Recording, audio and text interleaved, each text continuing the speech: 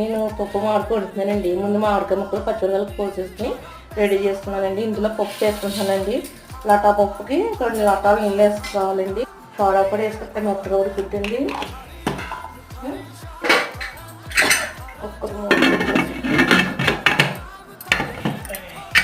మూడు ఇదులు వచ్చాక తాళి పెట్టుకోవడం. పప్పు ఉడికిపోయిందండి. మూత కొంచెం పసుపు, ఉప్పు వేసుకునండి ఇలా కలుపుకోవాలి. మేమైతే ఇలా చేసుకుంటామండి. చాలా టేస్ట్గా ఉంటుంది. ఇప్పుడు పొయ్యి మీద కూసేపు పెట్టుకోవాలి.